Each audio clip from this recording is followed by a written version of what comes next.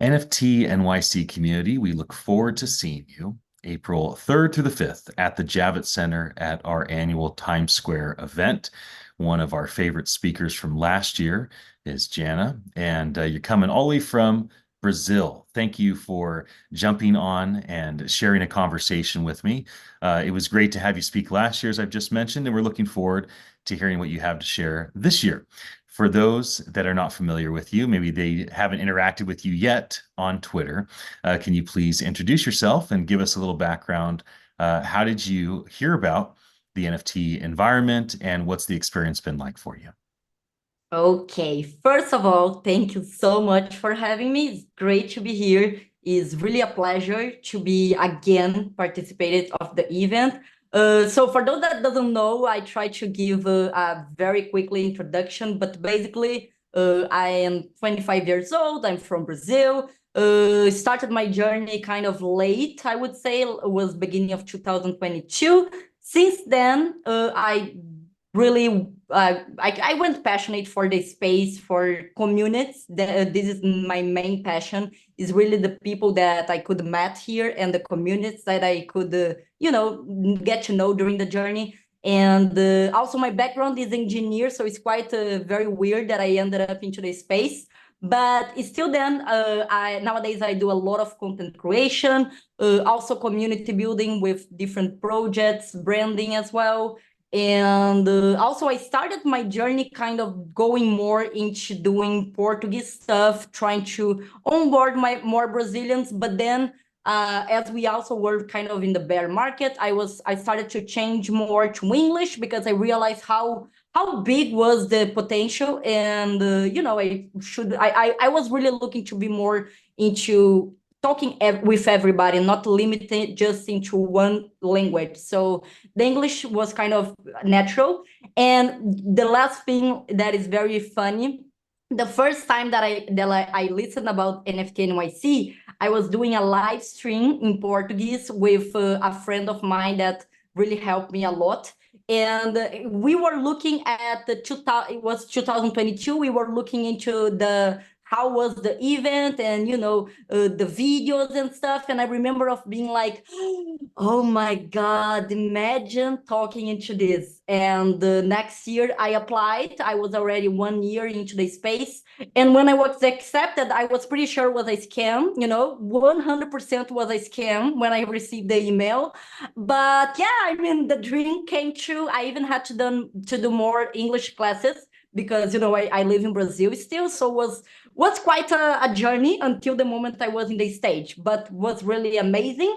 And I'm really excited to be again this year. Yeah, well, we're happy to have you. I remember when we released our white paper at my company, TTN.LIVE, we released it in 2020, October, and it was all about how large language models and the decentralized web would transform things for content creators. And we did it in English, and then we translated it into Spanish and then Portuguese. And I had a friend of mine that translated our white paper into Portuguese, and then she, read it out loud. So you were the first in the NFT space to launch a Portuguese focused Twitter space. And I think you had a podcast. And at one point, that was really your push, right? You're taking all this knowledge that you're learning primarily from the English speaking world, and you're bringing it into your own culture. As you've made the transition to interacting with everybody primarily through English, what have been some important things for you as a content creator when it comes to building, fostering, and maintaining community? That's good. I mean, also because I have this stuff very strong about Brazil, even then nowadays, most of the things I do, I'm doing in English. But what I like to think a lot and remind people and communities and projects about this is like, we are, when we talk community, we are talking about a general a group of people, but these people, they are united with so many different reasons. And when we sometimes think about these different areas, especially talking about Latin America, Brazil, also we have a huge difference with Asia as well. And then we have the rest of the countries.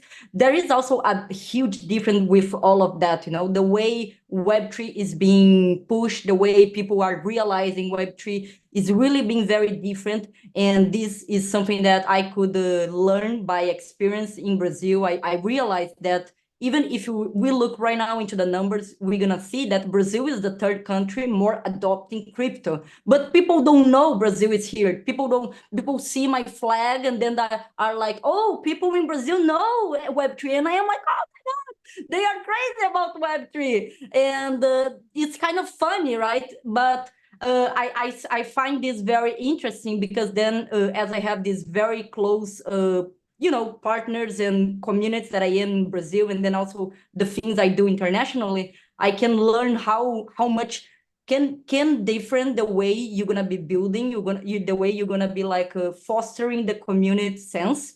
But at the same time, you also can bring so many of those all together the moment there is something that is there is so much interest about kind of like games. Yeah. Games is the stuff where a lot of people got into this, and now we're gonna have another crazy moment for games. And Brazilians, Latin America are really a huge community of gamers. So again, in a way, we can also bring everybody together, even with so many differences culturally. Right. Yeah, when I think about NFTs, I like Steve, known on Twitter as Steve Bark. I like his book title, The Everything Token, right? These smart contracts ultimately will be every house deed, every car pink slip, every membership, every receipt. So when you think about the impact playing out for the country of Brazil over the next several years, what are some positive outlooks that you have on the impact of this automation technology on your country? Yeah, that is really a good question, and something that Brazil is also trying to be fast in the pace of adopting and understanding crypto somehow, and having also laws and all of that. But what I could say, and also we have many things around this kind of tokenization of some things, real world assets as example. But I would definitely say that here in Brazil, many stuff can be onboarded from the Brazilians because of the culture we have of giving power, and this is also something quite nice and a very strong in Brazil. Like many communities, many individuals, the moment they want something, the moment they realize they can ascend in life, the moment they want to really go look for something they want to, they have this ability to unite several individuals, and then united they can really make something different. And this is the kind of stuff where you getting one thing that one time was just in power of one individual, one company, and then you're putting this in the hands of a lot of people. This is definitely the kind of things that here is going to be very strong, as we have this already very strong in the population already. But yeah, I'm definitely think that this is gonna be a great thing, and is already something that we have been pushing very hard, and we can see this with so many of these Brazilian and Portuguese community around many places. Thanks for sharing the insight. There's a lot of content creators in this space. Women are a minority. And so, you being a content creator in this space as a woman, obviously that's the majority of people, are crypto bros or whatnot talking. I have a tremendous amount of respect for the women in our industry. Some of my favorite builders and entrepreneurs are women. Josie Bellini comes to mind, Lady Phoenix, Marguerite, Amanda from Serotonin and Mojito, and many, many others. I have an exhaustive list of incredible women in the industry. You've come into the space in the last couple of years as a content creator and as someone that interacts with all sorts of other people and is part of communities and a part of education, hence coming to NFT NYC to speak again. Tell me, what is it like to be a woman in this space? Does that stand out a lot? Do you think about that, or do you just feel like you're one of another person and it doesn't matter? But I remember seeing some posts that you had mentioned about some of your experiences, so I thought I'd ask about it. No, is great. I love to talk about this, to be honest, But as I have this thing, I came from the engineer side. I work in the field, so I was already kind of used to somehow in being in a place where it's not used to have a female in the middle, especially here in Brazil. So I already had that thing in mind, but I always like to use this in my own journey and life as a way to even be more unique. I remember being in a class with all the guys were just guys, and I was the only one there. I mean, I am the only one, but we are all doing the same thing. We have all the same purpose and love. But imagine I am just like you, but then I gonna be like really gonna push and gonna try to highlight myself. And even then, I can highlight even more because I am a woman. So that was the way I always like to think. And it is something that really kind of I like, because when you get something you don't expect of someone is the kind of feeling I think many people receive when they have women doing amazingly in different fields. It's still, I mean, it's kind of not nice, but it still is. We are in the process of having more females and doesn't having this kind of not equality into thinking a male and a female. And in the ecosystem, I was pretty much like I didn't thought much in the beginning about being a woman and how that would be seen by others. I even like sometimes was not looking to say much that I was a woman, but when I say it all the time was kind of, oh my God, like this is really unique. And with the time, I was realizing that the moment I was not showing that I was a woman, I was also like, I was trying to, put myself back because of this, that is just a fact. And the moment I decided that, okay, this fact is a fact that I don't have any reason to not show up. And the moment I decided to do that, I just realized that again, I'm just using something that's gonna makes me even more unique. And there is a lot of difference into, women doing and men's doing into the Web3 right now. And I mean, we realizing we know this, what we can do starting from now.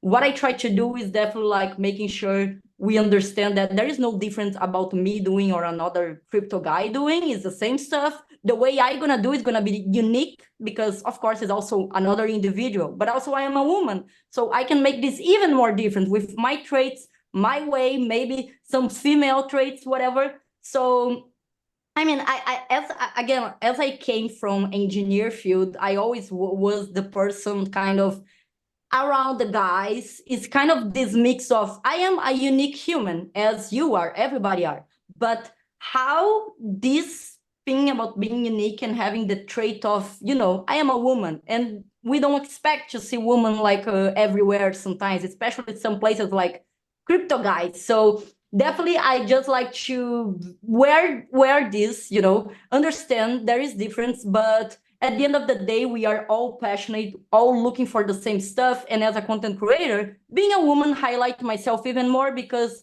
the percentage of women is still very low. So good. Right.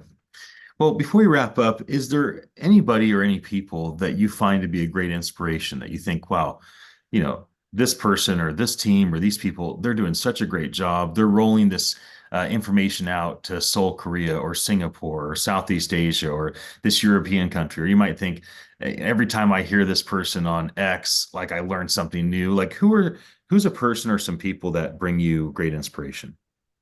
Oh, this is very hard. My God. One thing that I have to say, usually I really pay attention to a lot of people, like really a lot of people, and I try to not get attached too much to one individual, one entity. But I mean, talking about builders, there is like just several builders right now that I truly like have watched them when I was growing, doing my things, and still nowadays I like to look at them and learn with them. To be honest, it's very hard to give names because I truly like there is several, and several of them that I have in my list and that I check, I try to follow, I try to keep it up with what they are doing because they really help me to become what I am nowadays. But I mean, it's definitely very hard to mentioning some names, because again, it's like I truly like to, if I say one name, I will not like paying attention or maybe not remember the other name. And then, I try to be more justice as I can. Yeah. But I have quite a few in my list that have helped me so much and that really inspires me to, keep pushing, keep learning, keep trying to do different things. We have so many people, amazing people doing different stuff right now. And what I try to remember sometimes is those that were here during these 2 years that we were kind of in the bear. These ones are definitely the real ones because I saw them building, them doing, showing up all the time. So I just really try to stick with them. And in the meanwhile, we keep growing all together. Right. Well, we're looking forward to having you with us at the event, April 3rd to the 5th. We encourage people to come and hear your talk, and there'll be some breakout session structures that we're putting together for speakers. They can connect with the community one-on-one. I imagine you're going to have a ton of friends that you've spent time with online that you get to see IRL, which is a big reason why we have these events. I want to thank you for coming on and sharing a conversation with me, and I look forward to seeing you next month. No, amazing. Thank you so much for your time. I'm really excited for the event. I can't wait to see everybody, in real life. It's going to be amazing. But yeah, thank you so much for having me. It's my pleasure and really excited to be there again. Okay, I'll see you soon.